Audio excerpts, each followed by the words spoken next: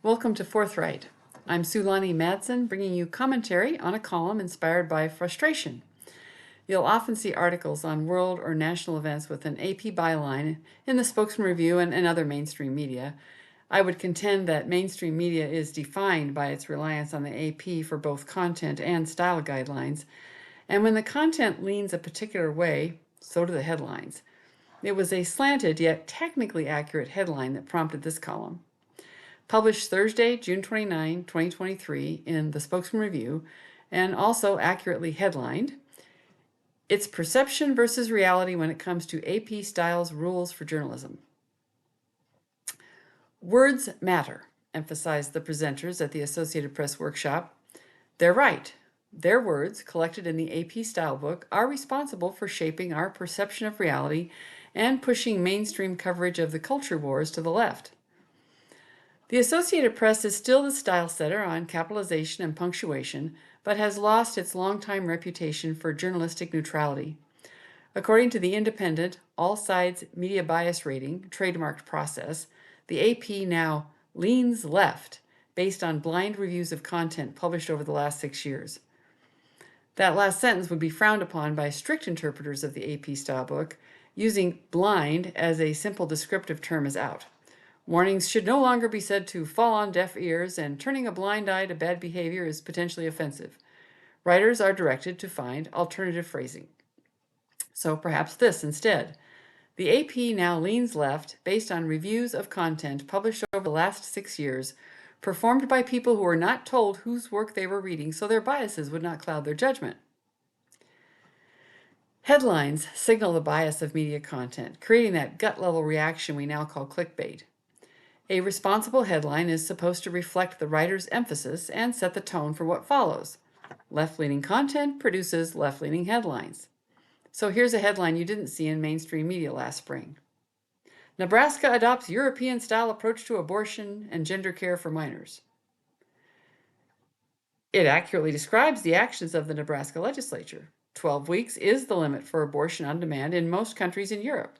4 European countries have already backed off from irreversible chemical and surgical treatments as part of so-called gender-affirming care for minors as the scientific understanding matures.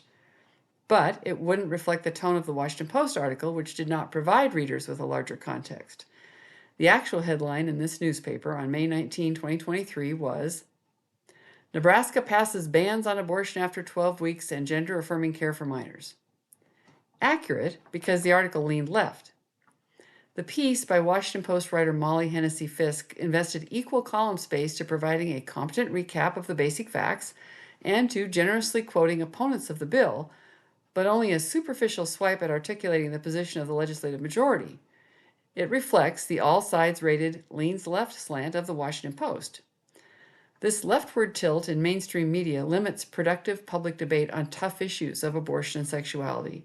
It affects writing by local journalists working for traditional media, as well as stories pulled from the AP news feed. And it feeds our political polarization of the culture wars. American opinions on abortion are nuanced, recognizing the potential conflicts between a new life in the womb and the mother's autonomy. According to a 2018 Gallup poll, a solid majority of Americans favor some limits on abortion, particularly after the first 12 weeks.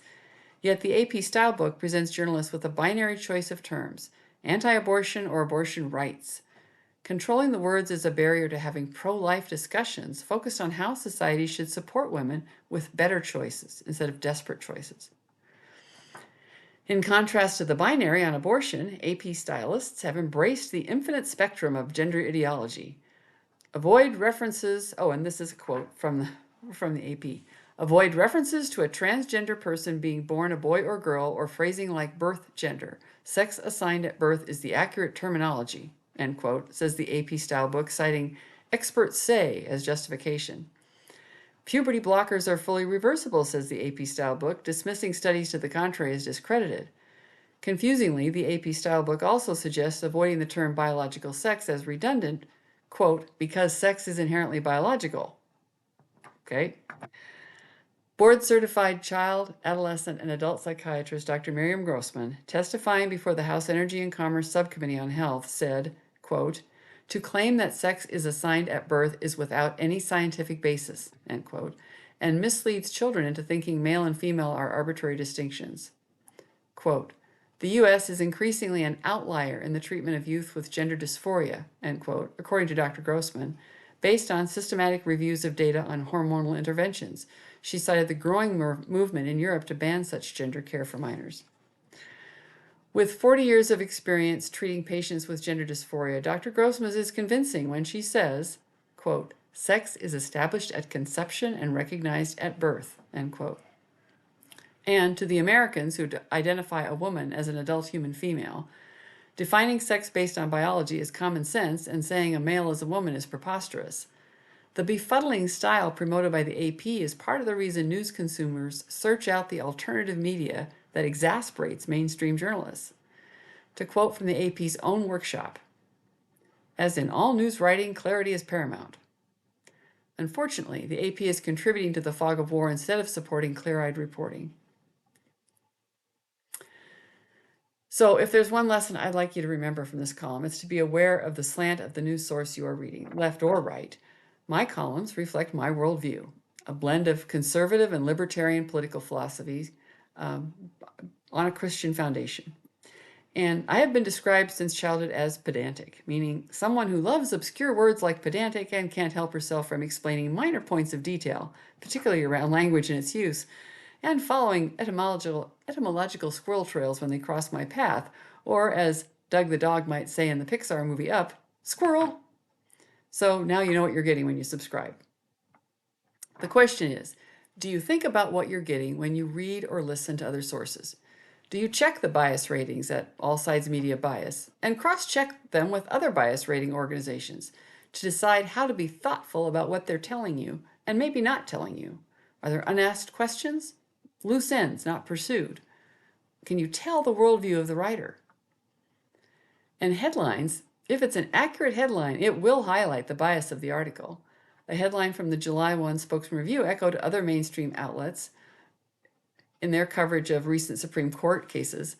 This one online, the headline was Supreme Court rules free speech allows web designer to refuse service to gay couple.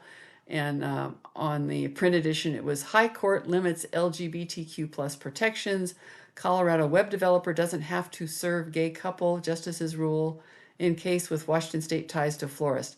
And that's not actually accurate because that's not what the Supreme Court said. It wasn't about a ruling about serving any particular kind of person. The website designer, as well as the florist in Washington State, does and will and must offer service to gay couples or someone who identifies as LGBTQ plus or whatever. The question was whether the website designer could be forced to design a site selling a particular message. It wasn't about the client, it was about the message, and could be forced to express speech to support a particular activity. And if I may take a squirrel moment, as an architect, I have to wonder whether I could be sued for refusing to design something that I found abhorrent. I mean, does a vegan architect have to design the butcher shop?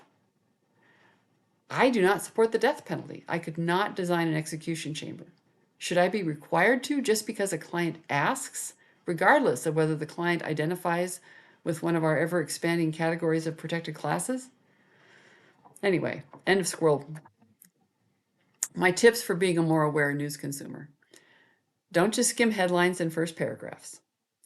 Pay attention to bylines and sources and spot check bias ratings so you have a sense of what you're getting into. Read the first two paragraphs, then the last two paragraphs, then the middle. You may notice this pattern, a powerful opening assertion of something that one side vehemently agrees or disagrees with in the opening. An obligatory acknowledgement of the uncertainties or alternative explanations at the end, after many people have stopped reading, and a collection of quotes, sources, and information in the middle that's most likely buttressing the opening paragraphs, but now you know what questions aren't being answered and what to look for. Pay attention to powerful adjectives and the messages they carry, to the sources of quotes and how they are referred to. Read media sources and writers with different points of view to get a fuller picture on complex subjects, especially those that have become weapons in polarization. There were a couple of interesting emails following that column on the AP. I didn't hear back from the AP, but One from Becky Dickerson, a career journalist who published a community newspaper for 22 years and she's now retired. She says, I'll keep my 2013 AP style book on hand. The next thing we'll see is the endorsement of the Oxford comma. And I had to tell her, Becky, I'm rather fond of the Oxford comma, but I agree keeping the 2013 version of the AP style book is a good move. I didn't bother to renew my subscription to the current online version. And from Roger Petticord, who wrote saying, I'm the old guy who writes to you from time to time. Now I'm reacting to your column on the latest AP style book. It's not just left-leaning that bothers me, it's all the slanted writing, headed off in every which direction. Reading a left-leaning article or a right-leaning article means seeing the same sort of condescending in-group gobble just from a different direction. Exalt us, look down on them. I know we lived in polarized times. At age 80, I sadly note that such has been the case for all my days. It's just more blatant now, and fewer writers avoid the temptation to commit holier than thou. Thanks for your column. Stay vertical. Roger, I am trying to stay vertical, but I self-aware. I know that I lean right, and I don't always hide it. But I totally agree. It's not just the left, it's the right. It's the in-group gobble from different directions. So thank you for joining me for this edition of Forthright, and be sure to like and subscribe for notifications of new content. Free subscriptions are fine. I'm still building the audience. Pledges are appreciated to support the time commitment to grow this as a platform for conservative and hopefully vertical points of view.